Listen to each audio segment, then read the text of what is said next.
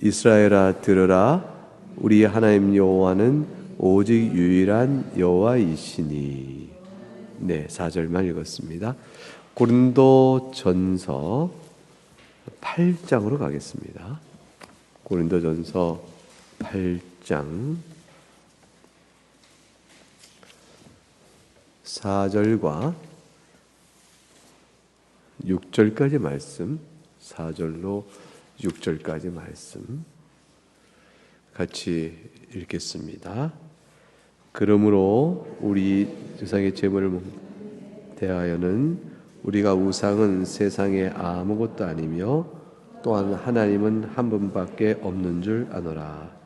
비록 하늘에나 땅에나 신이라 불리는 자가 있어 많은 신과 많은 주가 있으나 그러나 우리에게는 한 하나님 곧 아버지가 계시니 만물이 그에서 났고 우리도 그를 위하여 있고 또한 한 주 예수 그리스도께서 계시니 만물이 그로 말미암고 우리도 그로 말미암아 있느니라. 하나님의 말씀입니다. 하나님께 감사합니다. 이상의 두 본문은 우리에게 하나님에 대하여 분명한 한 가지 사실을 알려줍니다.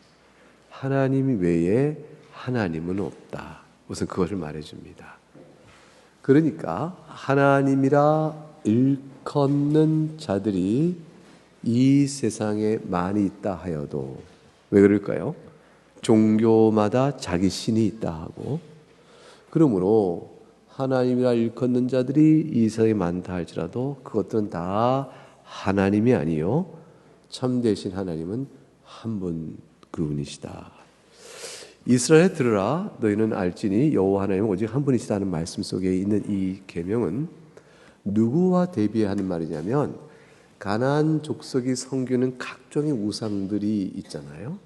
다 신이라 일컫고 예배하는데 이스라엘에 들으라. 그런 것들은 신이 아니니라. 오직 여호와 하나님만이 하나님이시라고 말씀하는 겁니다.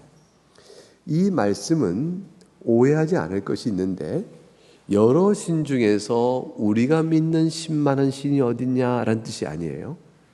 여러 신들 중에서 우리가 믿는 여호와 하나님만이 신다운 신이시다라는 게 아니에요. 그러니까 그런 의미에서의 하나님 한 분이다라는 말, 여러 사람이 있지만 나에게선 당신 한 분이요 라는 의미에서 한 분, 여러 신이 있지만 우리가 섬길 하나님은 당신뿐입니다 이런 의미에서 하나님이, 그래서 한 분 하나님 말하는 것이 아니다.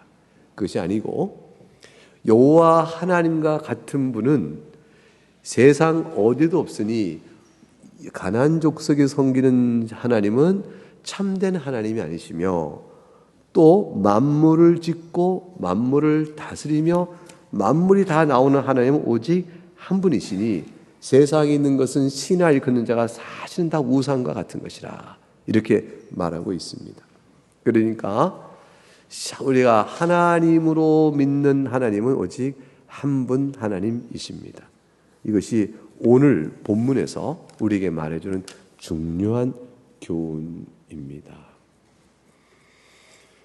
그러니까 이제 잡신들이 있죠. 무당이 섬기고 뭐 점쟁이 섬기고 이렇게 다 섬기고 잡신들. 그 다 뭐냐면 피조물이에요. 귀신, 마귀. 귀신 중에 으뜸이 마귀고, 마귀를 따라 추종하는 그 세력들의 타락한 천사가 귀신인데, 그러니까 전부 다 하나님 만드신 피조물 가운데 반역한 무리들입니다. 그래, 천사라도 피조물이요, 마귀도 죄성 가운데 으뜸 가는 자로 만들었으나 으뜸 간 자는 교만하여. 참 으뜸이라는 게 참 그래요. 1등 가면 좋은 것 같은데 교만해. 천사 가운데 으뜸된 자가 이 마귀인데 교만하여 하나님을 대적하잖아요. 그래서 그들이 다 세상 속에서 미혹게 된 사람 심령 속에서 스스로 하나님이라 일컫는 신의 예배와 또 그 모든 것을 받으면서 각종 종교나 또 유사한 어떤 그 형태, 그런 것들 속에서 다시 군림하고 있는 것이죠.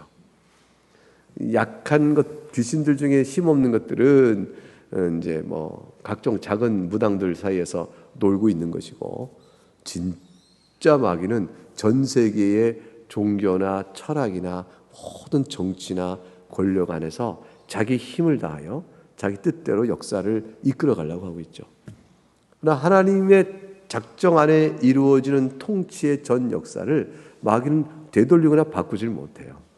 그러니까 그 안에서 자신의 최대한 이용을 하며 뭔가를 하려고 하는 것이죠. 그 가운데서 그들은 종교성에 있어서 신이라 일컫는 대접을 받고자 합니다.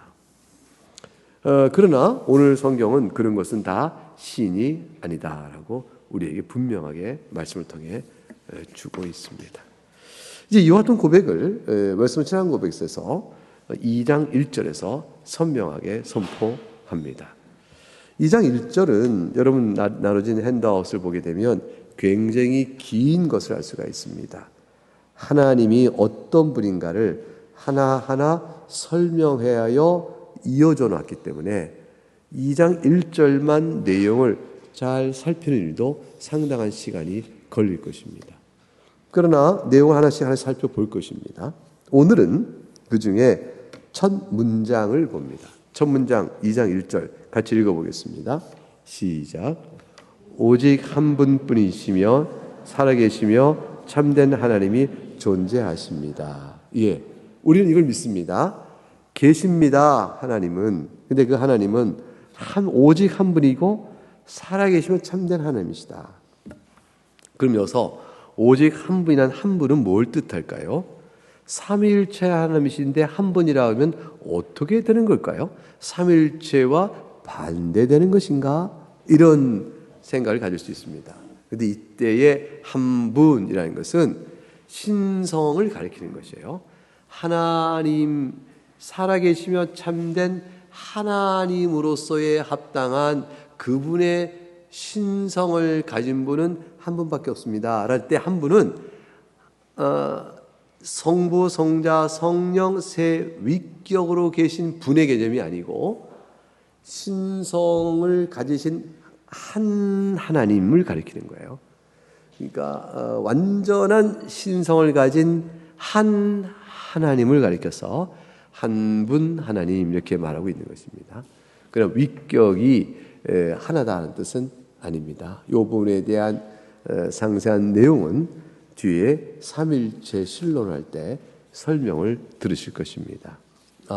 다음 주가 되어지면 아마 작년 성경 공부에서 그 부분을 조금 언급하고 들어갈지 모르겠습니다.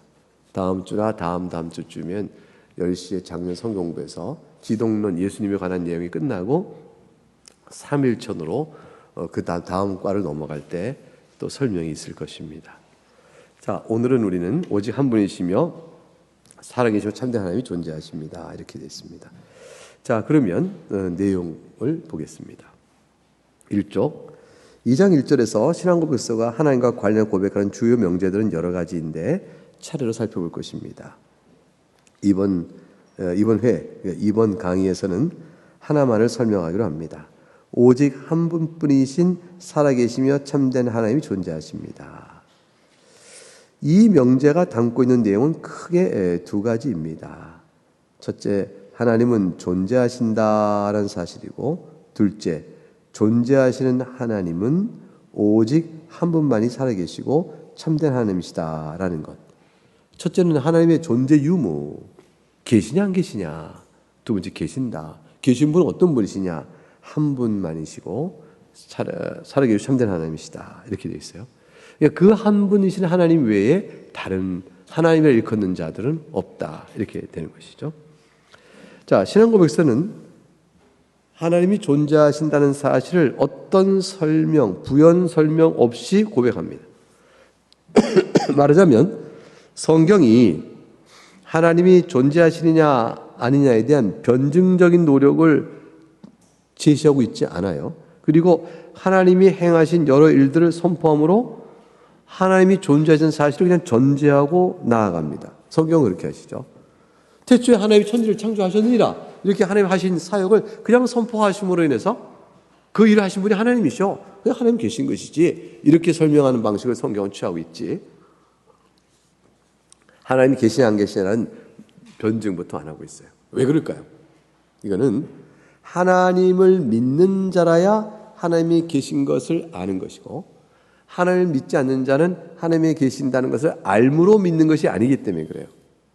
그러니까 하나님을 믿지 않는 자는 하나님이 계신 것을 알면 믿을 것이고 모르면 안 믿을 것이다. 형식 논리상은 그렇게 되어지잖아요. 하나님이 계시다고 해야 내가 믿든지 안 믿든지 할 거 아니냐. 그러니 계신 걸 내가 알면 믿는 쪽으로 내가 가겠지. 그러니 문제는 계시냐를 아는 게 문제야 라고 얘기할 거예요. 불신앙을 핑계할 때.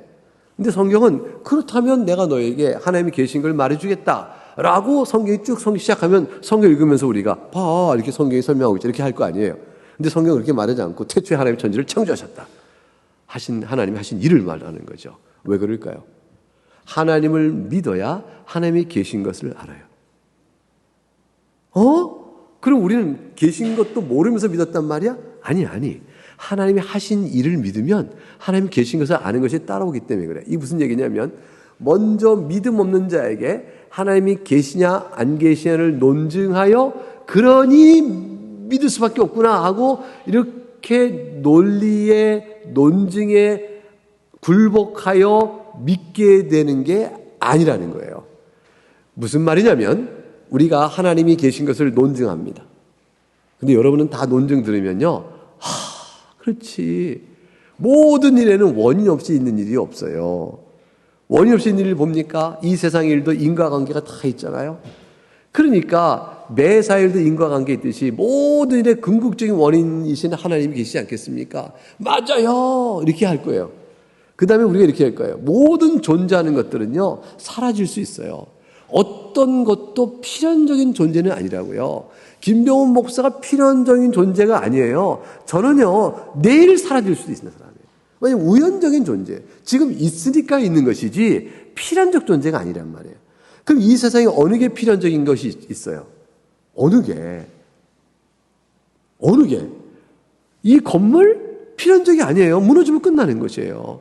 이 나라가 없어지면 끝나요. 이 세상에 얼마나 많은 나라가 있다가 없어졌어요. 이 모든 지구 땅, 이 지구가 없어진들 뭐 어때요? 지구가 필연적이 있을 이유가 어디 있어요? 이 세상의 모든 만물은 필연적 존재가 아니에요. 이거는요, 철학자들도 아는 거예요. 다시 말하면 있으니까 있을 뿐 반드시 있어야 할 이유는 스스로 갖고 있지 못하다. 그러므로 이 모든 것들이 있어야 있을 뿐인 것들이 지금 왜 있지? 라는 것에 대해서는 그것을 있게끔 하시는 분이 계셔야만 있는 거다라는 거예요. 그러면 이 세상 만물이 이렇게 존재하는 것은요, 이것들이 다 없어질 수도 있는데 왜 이렇게 있지? 다 우연적인 존재이기 때문에 동시에 사라질 수 있는데 왜 아직은 다 이렇게 있는 것이지? 왜 내일 우리가 다음 주에 다시 만날 수 있는 것이지? 우린 갑자기 다음 주에 다 사라지고 없을 수도 있는데 다음 주에 우리 다시 만날 수 있는 것이지? 이렇게 되면서 시간과 공간 안에 얽혀지는 인생이나 역사라는 것은 없어질 수 있는 것들이 여전히 일정 시간 동안 인생을 살아가는 삶을 구성하는 것은요, 그것을 있게끔 하는 분이 계셔야 된다는 거예요. 이게 저같이 우연적인 존재, 내일 있어도 괜찮은 존재인데 제가 왜 지금 나이까지 살아왔고 앞으로 얼마간 더 살까요? 내일이면 없어질 수 있는 존재. 이건 내가 몇 년은 더 살 것이라고 내가 결정한 것도 아니고요. 살아가는 삶이 주어져 사는 것이에요. 이게 우연적인 거예요. 이거는 나는 주어져 살고 있지 필연적인 게 아니에요. 그런데 내가 없어져도 괜찮다는 건 필연적인 게 아니고요. 꼭 있어야 할 존재도 아니거든요. 나는 그냥 그런 존재. 그런데 내가 일정 시간을 살아요. 그럼 내가 왜 내일 없어지지 않고 내일 또 존재하는 거지? 내일 모레 없어지고 내일 모레 내가 또 존재해? 다음 주 내가 다시 이렇게 만날 수 있는 거 왜 그렇지? 이거는 나를 그렇게 있게끔 하시는 어떤 분 때문에 그래요. 그분이 누구냐? 필연적 존재이신, 홀로 스스로 존재하시는 필연적 존재이신, 홀로 스스로 존재하시는 반드시 계시는 분이신 그분이 계셔서 없어도 되는 것들이 일정한 시간과 지속성을 갖고 존재하는 거예요. 하나님께서 있게끔 하시니까. 그래서 쉽게 얘기하면 하나님께서 나를 있게끔 하시니 내가 사는 것이다. 그 나만 그런 게 아니라 여러분도 각각 하나님이 살게끔 하시는 그 기간 동안 사는 거예요. 이 역사도, 이 우주도 하나님 있게끔 하시는 동안 있는 겁니다. 이 모든 것들을 있게끔 하실 수 있는 유일하며 절대로 스스로는 사라지지 않는, 스스로는 우연적인 존재가 아닌 어느 분이 있어야 이런 것들이 존재해요. 다시 말하면, 철학적으로 말하면 이렇게 돼요. 우연적 존재는 그것이 존재하려면 그 우연적 존재를 존재케 하는 필연적 존재가 있어야 한다. 그거예요. 그게 바로 누구시냐? 하나님이시다. 이렇게 말하면, 와, 맞아요. 하나님은 스스로 있는 자시고 모든 만물의 창조주시니까 하나님이 계신 게 맞아요. 여러분은 받을 수 있어요. 지금 제가 한 말, 필연적 존재, 우연적 존재는 말은, 이게 무슨 말이야? 이렇게 할지 몰라도, 어쨌건 이 모든 것들은 하나님 계시는 거죠? 예. 이 만물은 다 없앨 수 있는 거죠? 예. 그럼 하나님은 없앨 수 있나요? 아니요. 왜 그렇죠? 스스로 있는 자시니까요? 예. 그것이 다 철학적으로 말하면 필연적 존재가 있어요? 우연적 존재가 있다? 이렇게 말하는 거예요. 이런 논증은요, 모든 존재의 사물들은 없앨 수 있는데 왜 여기 유지됐을까? 필요한 존재가 필요하지. 이게 철학적 논증인데 이 논증 들으면 이게 신존재 논증이에요. 그러면 뭐냐면, 와, 믿는 사람들은 그럼요, 성경에 말씀한 대로 똑같네요 하고 받아들일 텐데, 안 믿는 사람들은 그것 때문에 하나님이 안 계신 걸 믿을 것 같으세요? 안 믿어요. 안 믿어요. 이것 보세요. 이 세상에는 착하고 악하고 선하고 미운 것, 이렇게 아름다움과 미운 것, 선한 것과 악한 것, 또 지혜와 또 지혜 없음, 진리와 비진리, 정의와 또 부정의, 이런 모든 것들이 다 있는데, 그런 것들이 가장 높은 차원에서의 아름다움, 높은 차원의 지혜, 높은 차원에서의 진리, 높은 차원의 공의로움, 뭐 이런 것들 다 따져보면 그 완전함이라는 존재가 있겠죠. 그런 거 없다면 어떻게 차등성이 나요? 완전함이 없으면요, 차등성도 없어요. 더 예쁘다, 비교가 없는 거예요. 비교가 있으려면 절대적 최상급이 있어야 되는 거예요. 뭔지는 몰라도. 그래서 이것 봐, 이게 더 맛있다? 맛있는 게 뭔지 절대로 맛있다는 개념이 있어야만 나오는 거거든요. 그 모든 것들을 가능케 하는 한 분 계시지 않아요? 그 누굴까요? 진리의 진리신 하나님. 그렇게 계시잖아요. 하나님 존재 논증을 해요. 와, 그렇다. 남들은, 안 믿는 사람들은 에이, 안 그럴 수 있는데 그래요. 여러분 보세요. 모든 일은 질서가 있잖아요. 이 세계의 질서를, 우주 질서, 만물의 법칙도 있고 질서가 있어요. 그거 아니면 우주가 다 무너질 거예요. 우리들도 이렇게 지금 밥을 먹었는데 밥을 소화시키고 에너지를 얻어서 지금 사고하고 말하고 지금 이 놀라운 이걸 다 해요. 생각해 보세요. 먹은 것, 그게 무슨 힘이 있다고 그게 나에게 소화돼서 에너지를 주고 이 생체 에너지로 제가 모든 활동할 수 있게 하냐면, 그럼 이 몰동의 이 메커니즘, 이 모든 이 작용 기제가 어떻게 돼요? 이게 뭔가가 있어서 되어지니까 이 작동에 내 몸에 음식물이 생체 에너지 바뀌는 작용의 원리가 내 안에 내재되어 있잖아요. 이거 어떻게 저절로 생긴 거예요? 이것 봐, 이게 신기하다. 그러네. 신기하네. 우리가 살아가는 모든 몸의 세포 과정도 들여다보면 신기하기 이를 데가 없어요. 세포 하나가 뭐 이렇게 얼마나 복잡한 기관 공작인지를 금방 알 수 있으니까. 그러면 우주도 그렇고 미시세계도 그렇고 이 모든 일 속에 결국 하나님, 이 세상은 수학으로 풀어진다. 그러면 수학으로 풀어진다는 것은 정보체계가 있다. 정보체계가 있다는 것은 설계가 반영된 것이다. 그러면 정보는 절대로 우연에서 나오지 않고 정보는 정보자에게서만 나온다. 그거예요. 정보자 없이는 정보가 안 나와요. 그러면 이 세상에 있는 많은 정보는 어디서 왔나? 이 세상을 질서를 우리가 파악해 나가는 과학적 관찰과 그걸 통해서 알아가는 일정한 이 질서는 다 어디서 왔나? 이 질서가 설계예요. 이 디자인된 것들은 다 어디서 왔나? 설명이 안 되잖아요. 이 모든 설명은 결국 이 세상에 정보를, 지성을 넣어준 또 다른 지성자가 있어야 한다. 자연 스스로는 지성을 만들어내지 못하니까. 자연은 우연적인 작용되기 때문에 지성을 못 만들어내요. 지성자에게서 지성이 나오니까 결국은 하나님 계시다. 믿는 사람들은 맞아요. 하나님 지혜와 자신의 지혜와 권능으로 이 세상을 만드셨기 때문에 만드신 만물 속에는 그의 신성과 영광이 반영되어 모든 사람이 본다고 그랬어요. 그러니까 맞는 얘기야. 다 믿으니까 믿는 말이에요. 근데 이 논증을 믿지 않는 사람이 하면은 믿는 사람들이 그것 때문에 세상을 가져요? 안 가져요. 이 논증은 왜 허점이 있는지, 왜 안 되는지 등등등 별 이렇게 또 논리로 반박을 하지 절대 믿지 않아요. 그래서 논증이에요. 신존재의 논증은 믿는 사람들에게 우리가 믿는 바가 비합리적이지 않다라는 것을 보여주는 뒷받침되는 설명인 것이지, 그 자체가 이성적으로 논리적으로 안 믿는 자를 굴복시켜서 그 논증을 받아들여됨으로 인해서 신앙을 갖게 하는 것은 아니에요. 우리가 이렇게 하죠. 토론을 하잖아요. 토론을 하면은 당신의 말에 의하면 전제가 이것인데 전제는 어떻게 이렇게 전제에 따르면 그러면 전제가 제한됐기 때문에 모든 게 맞는 건 아니고 등등등 뭐 설명을 쭉 한다 쳐봐요. 그럼 상대방이 뭐냐면 그거 reasonable 또는 뭐 it's fair 딱 그러면 설복을 줬다. 당신 말이 맞다. 인정한 거란 말이에요. 논리적 설득이 있어요. 이 논리 설득이 가능한데 신앙은 절대 논리 설득이 안 돼요. 신앙은 말 못하면 대답할 말이 없으면 뭐 그렇지만 뭐 그 하나님 뭐 어쨌건 있는 거 어떻게 알아? 그거 갖고 보였어? 안 보였어? 또 다시 원점으로 돌아가요. 그렇기 때문에 성경은 그 논증부터 하지 않아요. 신존재 논증하지 않습니다. 태초에 하나님이 천지를 창조하셨다. 창조주와 피조물이 있다. 라는 선언부터 시작해요. 그러나부터 짝짝 성경을 읽어가게 되면 그 하나님 하신 일에 대한 내용이 쫙 나와요. 그 하나님 하신 일을 통하여 과연 이런 일들은 어떻게 이루어졌겠는가? 하나님이 행하셨구나. 고백이 이렇게 서로 맞물려 가도록 하시는 것이죠.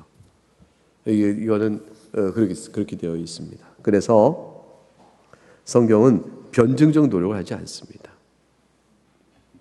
자, 그래서 1쪽에 보게 되면 밑에서 10줄 정도 올라갈까요? 하나님이 존재하신다는 것은 믿음의 영역입니다. 줄치고 논리의 영역이 아닙니다. 그런 뜻이에요. 그럼 이런 공부는 필요 없나요? 아니, 필요하다니까요. 이게 믿음의 영역이라는 걸 가르쳐야 되고요. 믿음의 영역은 학습을 통해서 배워야 돼요.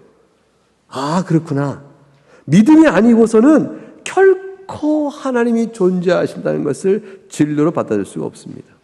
그러면 신존재 논증은 필요한가요? 필요해요. 왜 필요하냐면 안 믿는 사람들이 그냥 믿느냐? 그럼 나도 그냥 아무거나 믿겠다. 나는 지금도 하나님이다. 그럼 나가 그냥 믿겠다. 마치 우리가 예수 그리스도가 우리의 구주이시며 생명이며 하나님 살아계시다. 이런 걸 믿는 우리의 모든 신앙의 믿음을 마치 우스꽝스럽게 만드는 거죠. 나도 오늘부터 내가 하나님이다. 야, 미쳤어. 나 하나님을 믿을 거야. 미쳤어. 너도 미쳤잖아. 너 예수님 하나님이라고 믿는다며. 이렇게 생각하는 사람이에요. 안 믿는 사람들이 조롱하는 거죠. 이런 헛된 소리에 대해서 하나님이 안 계시다. 이런 헛된 소리에 대해서 그 입막음하려고. 그리고 그 헛된 소리 때문에 기가 죽어가지고 와서 믿을 사람이 연약해서 흔들려가지고 내가 믿는 것은 그냥 주관적 믿음이며 심적 믿음이며 실제 객관성이 없는 거 아니야? 이렇다면 사실 이게 절대 진리한 걸 어떻게 믿어? 라고 흔들릴 때 그거 아니에요. 라고 이런 사람의 믿음을 뒷받침해주는 논리적인 보강, 그걸 위해서 변증이 필요해요. 그 정도예요. 그 정도. 그래서 근데 왜 하나님 선하시면 이 세상에 악이 있습니까? 그것도 그러니 하나님은 안 계신 겁니다. 하나님이 선하시다고 하면 하나님이 계시다면 선하실 텐데 그럼 세상에 악이 없어야 되는데 악이 있는 건 분명하잖아. 그러니까 결론은 뭐냐면 분명한 악이 있으니 신앙으로 받았던 하나님은 선하시다는 것은 선하신 하나님은 안 계시다의 결론이 더 많겠네. 둘째 어느 게 더 논리적 가중치가 큰가? 그 세상에 악이 있다는 건 부인할 수 없어. 근데 하나님은 계신데 선하신 분이야. 이거는 믿음의 영역이야. 그 믿음의 영역과 부인할 수 없는 사실 영역과 부딪히면 사실 영역 갖고 믿음의 영역을 바꿔야지. 그러니까 하나님은 안 계셔. 이렇게 나오는 식의 논증법에 대해서 아니야. 하나님은 이 세상에 악이 있는 건 맞아. 근데 이 악이 있기 때문에 하나님이 선하시다는 믿음의 영역이 흔들리는 게 아니야. 왜냐하면 누군지 알아? 하나님이 악을 행한 게 아니라 인간이 악을 행한 거야. 인간이? 그렇지. 인간이 죄를 보면서 생각해보면 어떤 악이든지 인간이 만든 거지. 그래서 하나님께 이 악에 대한 책임을 하나님께 돌리지 말어. 그래서 하나님 모든 걸 작정한 데 계십니다. 작정하셨지. 근데 이 작정이 그러면 악이면 하나님이 만드신 거 아니야? 아니야. 하나님 작정하셨지만 악에 대한 책임을 하나님께 돌릴 수는 없다고. 이런 부분은 설명이 필요하잖아요. 이게 변증이에요. 이 설명을 해야 되는 거예요. 그래서 변증은 신앙이 약한 자에게 필요해요. 그럼 여러분 궁금하죠? 어떻게 변증할 것인지. 이게 신앙 공부에서 계속 배워야 돼요. 그럼 뒤에 나와요. 지금은 진도가 있으니까 더 이상 말하지 않고 예를 들어 그렇다는 것만 얘기해 줬어요. 그래서 변증은 우리에게 필요하다. 변증은 신앙을 약한 자를 돕고 세워주는 일을 한다. 그러나 그 자체가 믿음 없는 자에게 믿음을 주는 것은 아니다. 믿음은 성령의 역사예요. 그리고 성령의 역사로 성경을 보면서 하나님 하고 되어짐으로 인해서 이렇게 주어지는 것이. 논리로 사람을 전도할 수는 없어요. 그 전도란 뭡니까? 믿음의 사실을 알리는 것뿐이에요. 우리는 이렇게 믿고 있고 이것은 성경에 나온 진리의 말씀입니다 하고 사실을 알리는 것. 전도는 그저 알리는 것이지 상대의 말에 논증하여 설득하여 그 사람을 이기는 것, 그건 전도가 아니에요. 그렇게 전도 못해요.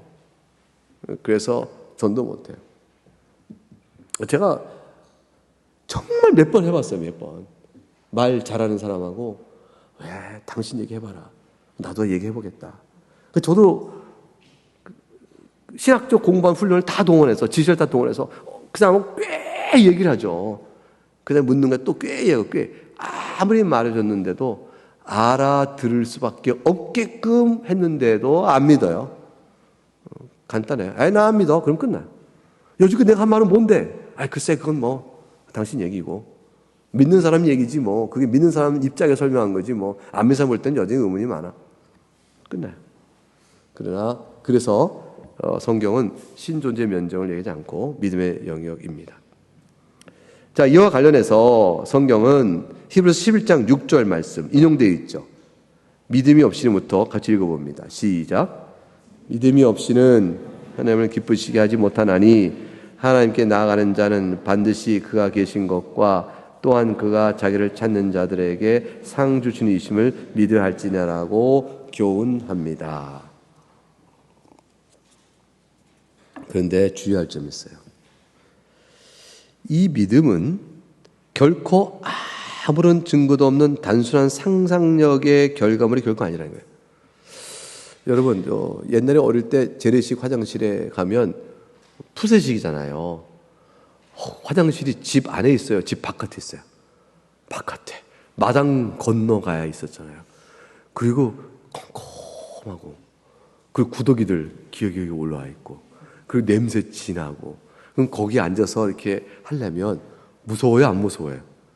어릴 때 밤에 한겨울밤 무섭단 말이에요. 그러니까 이제 동생 있으면 데리고 너 문 앞에 서 있어라. 있냐? 가지 마. 그래서 이를 보고 나오고. 여러분, 그게 무서웠거든요. 그때에 화장실 밑에서 일 보고 있는데 하고 달걀 귀신, 뭐 처녀 귀신, 뭐 무슨 귀신 이렇게 나온다 그러면 혹 하고 이렇게 겁먹고 지나간 적 없으셨어요? 저는 겁을 먹은 적이 있어요. 근데 실제로 그런 귀신이 있을 거라고 생각은 전혀 하지 않는데, 근데 무서운 건 무서운 거예요. 밤에 혼자 어디 가려고 그러면. 담력 훈련하고 할 때도 무섭잖아요. 그런데 그게 진짜로 있어요?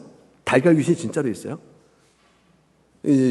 서양 같으면 호박 귀신이에요. 펌킨. 할로윈 데이트 하는 것처럼 펌킨 귀신. 이게 있나요? 없어요. 없는데 그것이 허무맹랑한 객관적 근거나 증거도 없는 그러한 상상력으로 빚어낸 것이듯이 기독교인들의 믿음도 하나님 계시다는 걸 믿는 것, 예수님 너희 구주라는 것, 이 등등 모든 것, 이 다 똑같은 거야 라고 누가 비방한다면 우리 믿음도 그런 헛된 상상력에 따른 그냥 일종의 정신착란이요? 그런 걸까요? 만약 누군가가 처녀 귀신, 호박 귀신 믿고, 달걀 귀신 믿고, 그걸 겁내면서 맨날 화장실이나 어두컴컴한 달걀 귀신 재단 만들어놓고 빌고 막 이런다면 정신 차려. 달걀 귀신이 어디 있어? 이럴 거 아니에요. 근데 우리가 예배하러 나오고 막 그러니까 정신 차려. 예수가 어디 하나님 어디 있다고 그래. 누가 그렇게 똑같이 그런다면 우리 뭐라고 말할 거예요? 그런 건가요? 그래서 조심해라. 주의할 점은 밑에서 1쪽, 위에 5쪽 다시 읽어봐요. 이 믿음은 결코 아무런 증거도 없는 단순한 상상의 결과물이 아니라는 사실에 주목해야 돼요. 왜냐하면 그것도 한 문장 읽어봅니다. 시작. 하나님께서는 자신이 존재한다는 사실을 자연세계와 성경 가운데 계시하셨기 때문입니다. 그래서 우리는 이 자연을 보면 내내 말씀드렸죠. 하나님이 계시지 않다면 이런 자연은 이렇게 될 수가 없어. 이게 하나님이 계시다고 보는 게 훨씬 더 납득이 가는 합리적인 추론이요 오히려 과학적이야 라고 말할 만한 근거들이 있다는 거예요. 성경을 읽어봐. 이게 하나님의 문서가 아니겠어? 하나님의 말씀 아니면 이 성경에 담겨있는 고매한 이런 진리 사실들을 다 어떻게 설명해? 누가 사람이 썼다고? 어느 누가 이렇게 글을 쓸 수가 있어? 어느 누가 이런 진리를, 이런 내용을 담을 수가 있단 말이야? 뭐? 예수님이 부활했다는 건 사도도 있고 거짓말이라고? 사도가 사기꾼이라고? 말이 돼? 사기꾼이 자기가 사기 쳐놓은 것 때문에 자기가 순교해? 얘기를 해봐 라고 말하면서 하나하나 정직하고 순전한 생각으로 따져보면 지표는 무게감, 압도적인 증거력, 그것들 앞에서 우리는 하나님을 믿는 우리 신앙이 헛되거나 맹목적이거나 달걀 유신 짰는 것이 아니라는 것을 너무 정확히 알 수 있다는 사실을 기억해야 돼요. 여러분, 여러분이 하나님을 믿는 것은요, 여러분이 공부를 많이 해서 내가 과학 지식이 많고 또는 철학 지식이 많고 뭐가 많아서 보니까 하나님 계시다는 증거가 이렇게 보여요 라는 것이 아니어도 우리가 매일매일 듣는 말씀과 그 말씀으로 변화해야 되는 삶의 실제의 역사가 있잖아요. 한번 생각해 보세요. 예수 믿는다면 여러분 변화하시는 마음을 생각해 보세요. 이 변화가 하나님이 살아계시지 않으면 여러분이 어떻게 나타나요?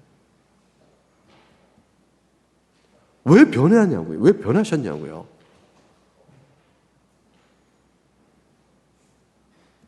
안 변했어요? 나 하나도 안 변했다. 예수 믿기 전과 똑같다. 더 나빠졌다. 손 들어봐요. 거봐요. 아무도 없잖아요. 우리가 다 변했어요. 변했어요.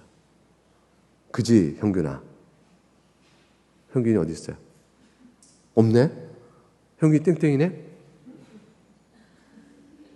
김형균.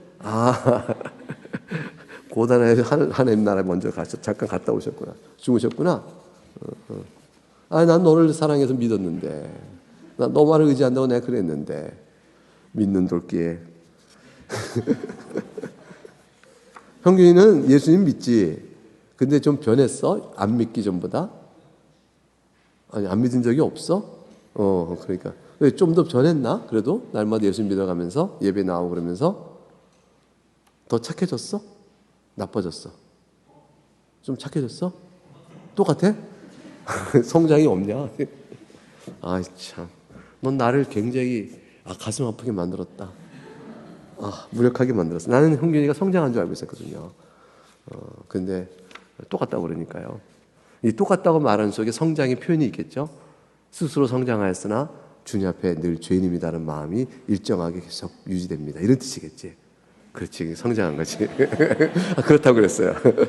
그러니까 자신에 대한 죄의 자각을 깊어가는데, 그러나 하나님 앞에 내가 의롭다 할 것이 없습니다. 그러면서 똑같습니다라고 말한 것이에요. 이렇게 우리는 그렇게 변화하고 있어요. 전에 같으면 조금 착해졌으면 우쭐댔을 텐데 우리는 압니다. 우리가 얼마나 깊은 본성상 죄인인가, 주의 은혜로 사는 것인가. 이런 변화들이 왜 생겼냔 말이에요. 이거 변화요, 그냥 나이 든다고 생기는 거 아니에요. 나이 들면요, 좋은 것도 있어요. 여유와 침착과 합리적과 여유. 반대로요, 나이 들면 고집도 생기고요, 억울함도 생기고요, 남 탓도 많이 하게 된다니까요. 나이 들면 다 좋은 게 아니에요. 저도 고집이 자꾸 생겨가지고 말대답도 자꾸 하고 그래요, 집에서도. 저는 못했어요, 말대답을. 감히 어떻게 해요. 근데 요즘 자꾸 말대답이 나와요, 나도 모르게. 억울해가지고. 그건 아닌데, 그렇게 말하면 아니고, 했더니, 그냥 왜 전에 없이 늙었는지 여기 말대답 한다고. 그냥 인정하라고. 그래서 억울할 때가 참 많이 있어요. 근데 늙으면 말대답 많아지고요, 억울함이 생기고요, 그 남 탓 자꾸 생기고요, 짜증도 생기고요, 그것도 급해져요. 막 여유롭지 않고. 어떠세요? 여유로워져요? 나이가 드시면? 이태식 집사님 어떻습니까?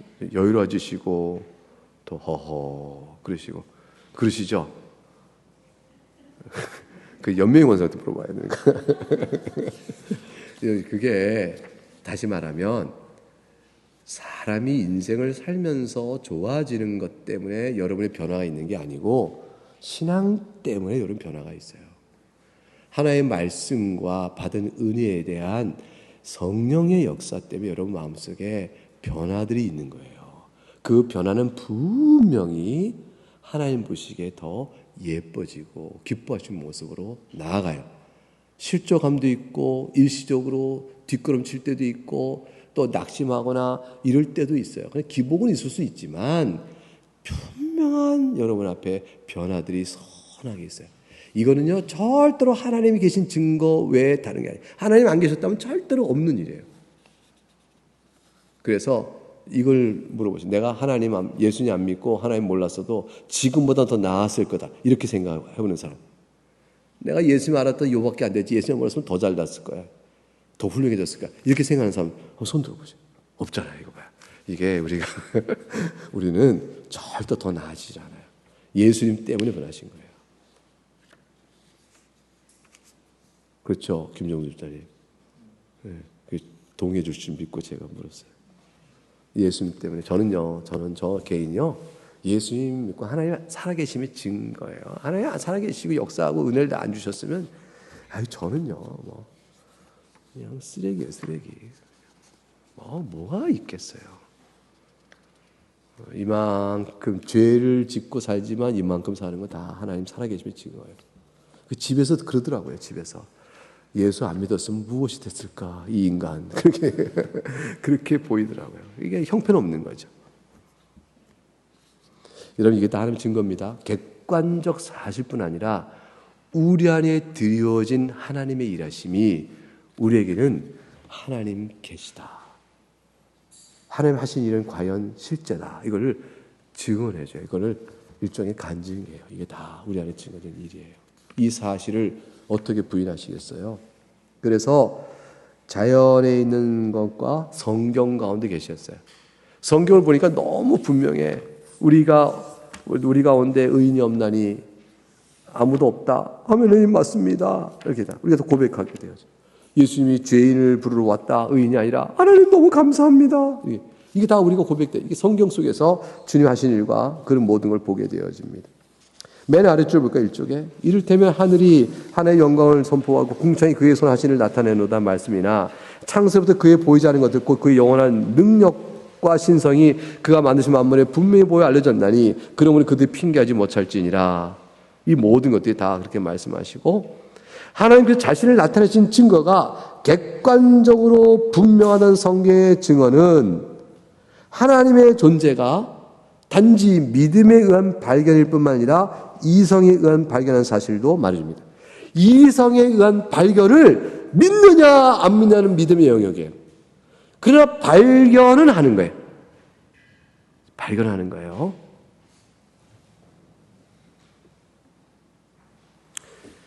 그 발견된 사실로 인하여 하나님을 믿는 것은 성경의 변증에 의한 보강. 자, 그래서 성경을 모르는 사람을 자연세계를 바라보며 이성의 빛을 따라갈 때 하나님이 계시다는 증거를 볼 수가 있습니다. 그래서 어리석은 자는 그 마음이 하나에 없다 하는도다라고 말을 합니다. 주의할 표현은 어리석음이에요. 왜냐하면 객관적으로 있는 증거를 없다라고 얘기해요. 자, 증거가 있어요. 증거가 있는데 없다라고 해요. 증거가 있는데 아니라 그래요. 자, 제가 아는 사람이 제가 나타났어요. 그래가지고 제가 승희한테 승희야 했더니 누구세요? 나야. 누구세요? 나라니까 하고 이렇게 다 보였는데 자꾸 나를 부인해요. 그럼 제가 뭐라고 그래요? 예, 정신 차려. 그러니까 왜냐하면 내가 객관적으로 너무나 분명하니까. 근데 제가 이렇게 나타날 때 승희가 불러도 대답도 안 하고 내가 있는데 거의 유령 취급해. 존재를 인정 안 하고 있어. 나 여기 있어! 했는데 승희가 날 없는 듯 취급해요. 그럼 제가 뭐라고 그래요? 예, 정신 차려. 나 여기 있잖아. 그럴 거 아니에요.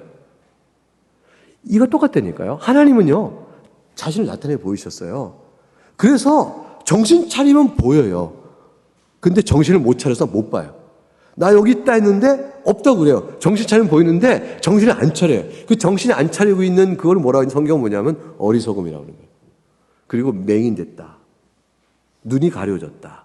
이렇게 얘기하는 거예요. 그래서 뚜렷한 증거를 못 봐요. 사계절의 변화를 보면서도 하나님의 우주를 질서 있게 움직이시는 이 사계절 변화가 그냥 생겨요. 지구의 자전이요, 공전이요, 태양도 움직여요. 태양계가 속한 우리 이 태양계 안에 있는 것들 전체가 또 우리가 속한 은하계에서 움직여요.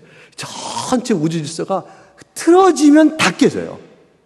그러니까 우리의 작은 계절의 변화를 통해 얻는 인간의 생존 자연 환경적 조건은요, 전체 우주 질서하고 다 연결되어 있어요. 그런 가운데 하나님 다 보이시는데 못 봐. 정신 차려. 정신 차려.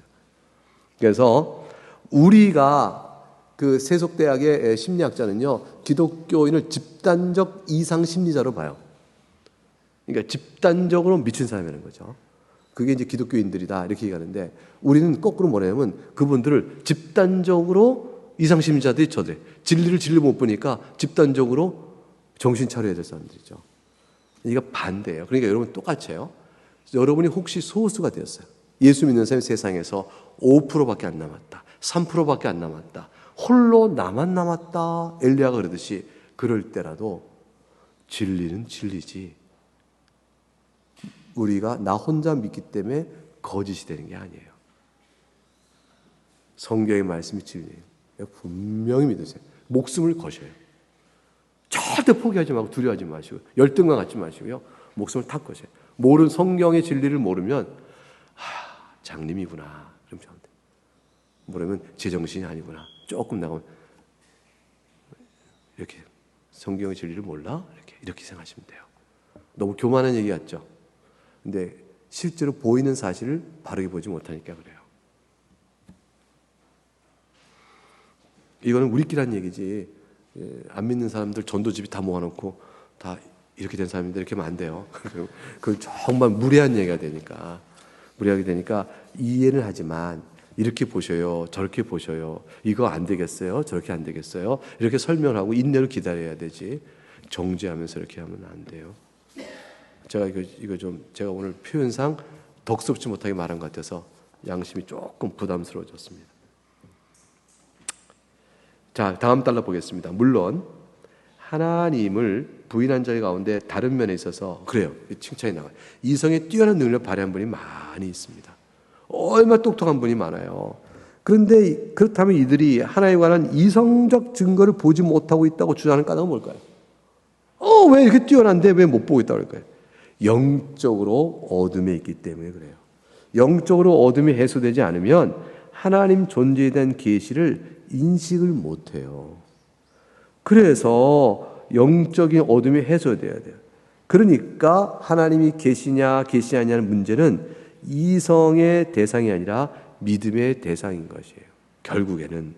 그럼에도 불구하고 믿음의 눈이 열릴 때에 하나님께서 자신을 계시하신 자연세계에 담겨있는 하나님의 증거들은 그 이성을 따라 분명하게 보이게 됩니다. 그러면 하나님의 존재를 믿음을 가진 자는 이성적으로 발견도 하게 되는 것이죠.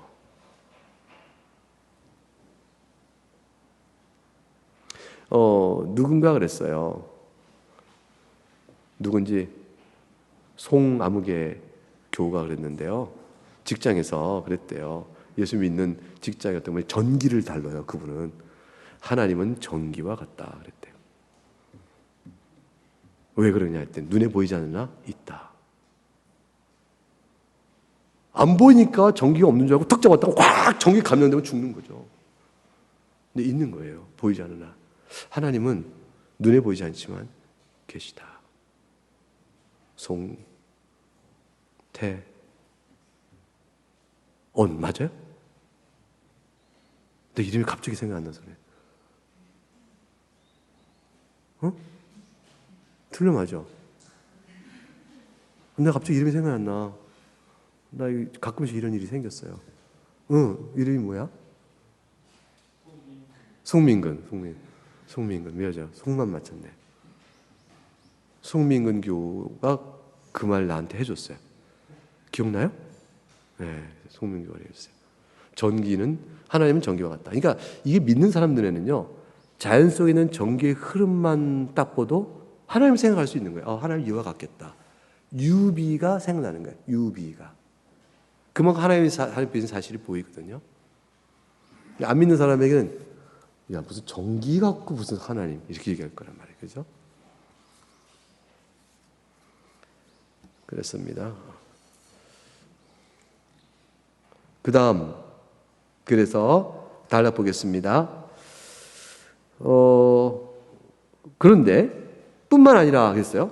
근데 여전히 영적 어둠에 있는 사람이라 할지라도 흥미로운 얘기죠. 하나님의 존재에 대해 전혀 모르는 것은 아니라고 했어요. 전혀 모르지 않는다고요?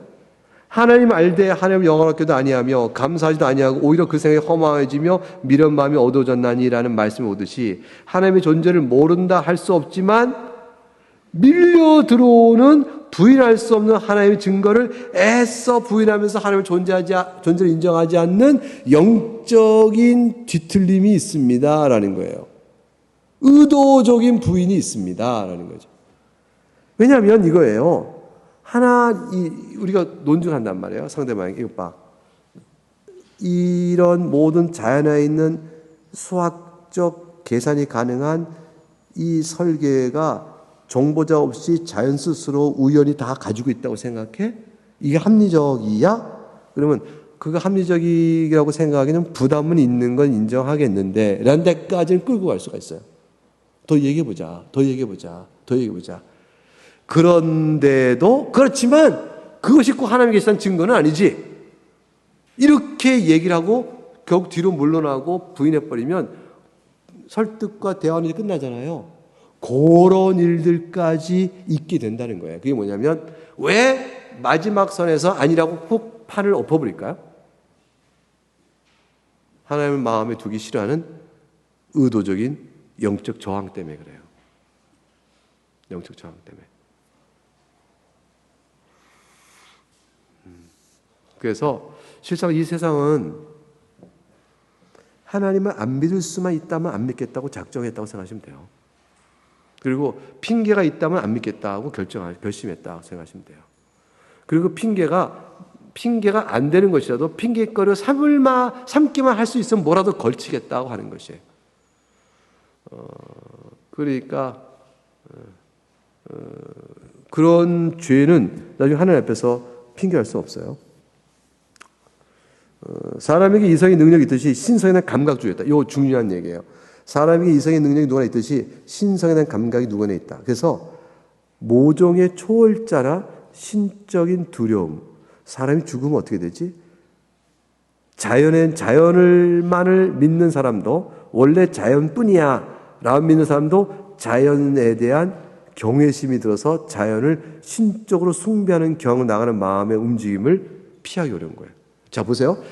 유물론자라 해봐요. 유물론자. 물질이 전부이고 물질이 끝이다 라는 것. 죽으면 사람은 끝나는 거야 라고 생각해도 물질로 구성된 이 우주 자체에 대한 경외감이 생겨요. 하나님을 전혀 믿지 않는 자도 계속 밤하늘의 별과 우주를 관찰하다 보면 우와 그 먼 우주 안에 벌어지는 이게 된 관찰은 너무 놀랍게 충격이 와요. 우와, 경외롭다. 그 동시에 우주를 섬기는 자로 신적 감정, 마음에 심겨진 감각이 쑥 밀려박혀요. 그렇게 돼 있어요. 그래서 사람은 신성의 감각이 마음에 담겨 있어서 의도적인 신적 부인으로 증거를 거부하는 것이에요. 로마서 1장 19절 21절 말씀으로 시편 19편 1절 말씀 외에 사도행전 17장 21절 23절 말씀 그거 한번 읽어보겠습니다. 시작. 바울이 아레오바고 가운데 서서 말하되 아덴 사람들아 너희를 보니 범사의 종교성이 많도다. 내가 두루 다니며 너희가 위하는 것들을 보다가 알지 못하는 신에게라고 생긴 단도 보았으니 그런즉 너희가 알지 못하고 위하는 그것을 내가 너희에게 알게 하리라. 너희가 알지도 못하고 위하는 그것, 뭔지도 모르지만 두려운 마음에 무엇인가 있지 않을까라고 성기름까지 있는 것이죠. 그러한 종교성을 보고 사도 바울이 말했습니다. 이게 다 뭐냐면 하나님의 증거를 부인하는 마지막 최종적인 보루예요. 그래서 종교성으로 종교성을 부인합니다. 사람이 죄함을 떨쳐버려도 그럴 수가 없는 하나님의 증거가 또 있으니 양심입니다. 이 양심은요, 설명이 안 돼요. 왜 양심이 두 번 여러분 죄를 진 송민근 교원님, 죄를 진 적이 있을 때 양심이 떨리는 걸 경험해 본 적 있어요? 죄를 지는데 양심이 안 떨린 적이 안 떨린다. 그런 건 없죠. 그럼 몇 살 때 최초로 양심이 떨렸어요?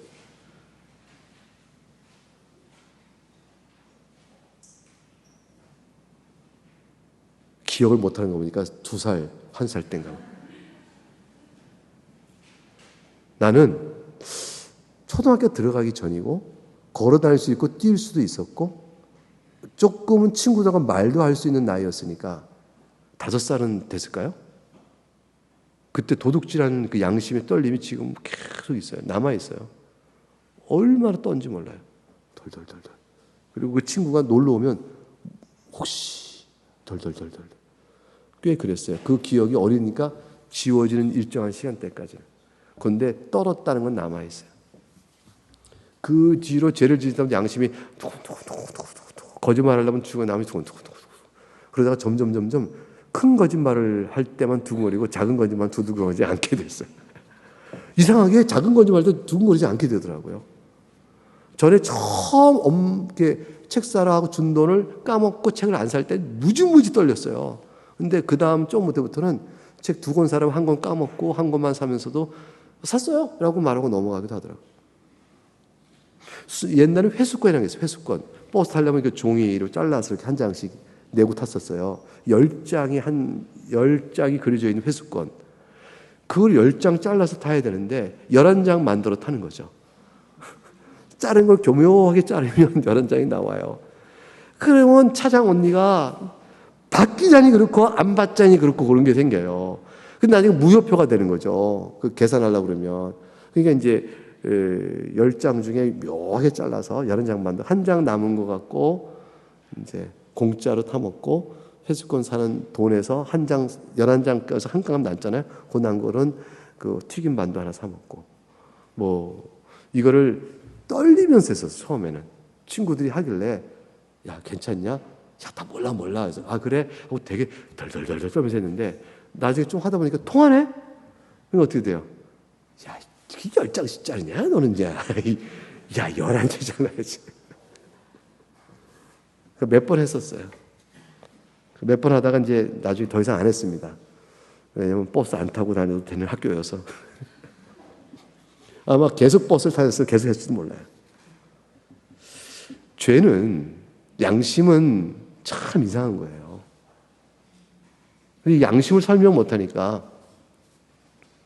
진화론자도 양심 설명 못하거든요. 그게 인위적으로 만들어진 거라고 생각해요. 집단적 이기 번식과 자기 번식에 도움되는 것을 하면 괜찮고 아니면 심리적으로 양심이 작용하도록 만들었다. 그 심리가 왜 만들어졌냐? 그러면 목표, 이기적인 목표죠. 번식의 목표에 맞느냐 안 맞냐 갖고 만들어진 거다 하고 설명을 하는데 그게 윤리를 설명할 수 있나요? 도덕을 설명할 수 있나요? 왜냐하면 이상하잖아요. 왜냐하면 내 목표에 유익한 것만 양심이 안 떨리고 나에게 불리하면 양심이 떨리는 게 아니라 나의 유익과 상관없이 객관적인 윤리와 선에 따라서 양심이 떨린다니까요. 그러니까 설명이 안 돼요. 맨 아래쪽에 양심이 한때는 화인 맞은 것처럼 악행을 마구 행할지 모르지만 양심의 고통과 형벌의 두려움을 결코 떨치지 못하는 것이죠. 사형수들은 결국엔 두려움을 가져요.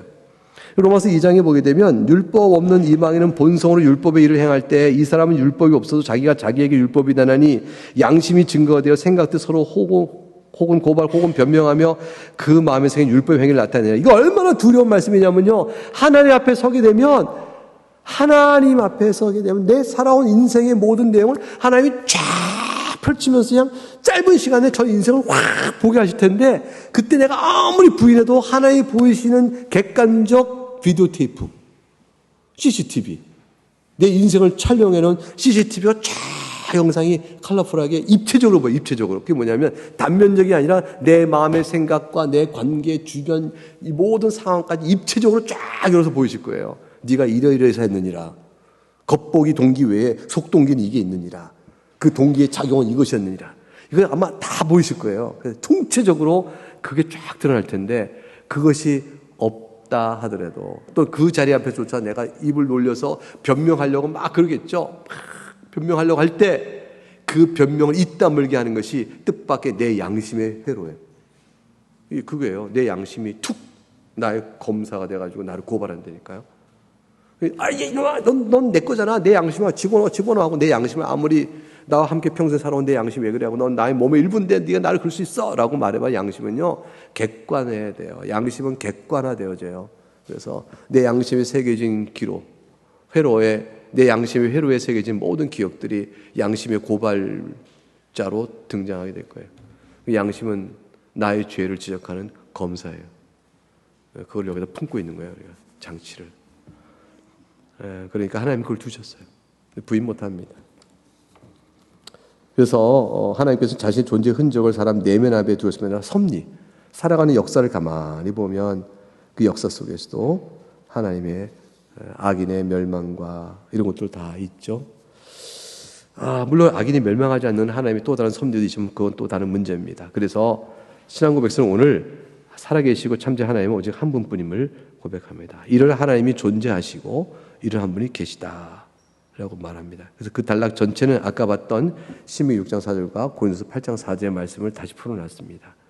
그 맨 마지막 단락 보겠습니다. 두 번째 단락, 요컨대 살아계시면 참되신 하나님은 오직 한 분뿐이라는 신앙 고백이 뜻하는 바는 하나님 외에 하나님 같은 분은 결코 없다는 사실입니다.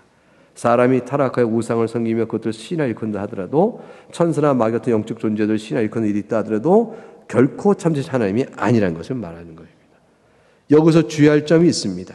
하나님과 같은 분이 결코 없다는 말은 참 하나님이 성부와 성자, 성령 세 분 하나님이 계시다는 사실을 부정하는 것이 아니라는 점입니다. 이건 삼일체 하나님에 대해 2장 3절을 다룰 때 설명을 하도록 하겠습니다. 하나님과 같은 분이라는 표현은 하나님의 하나님이심, 곧 하나님의 본질과 관련한 말씀입니다. 그러니까 하나님과 같은 분이 없다는 말은 삼일체 하나님의 신성을 가지고 있는 분은 오직 삼일체 하나님뿐이시다라는 사실을 고백하는 것과 같은 것입니다. 하는 것입니다.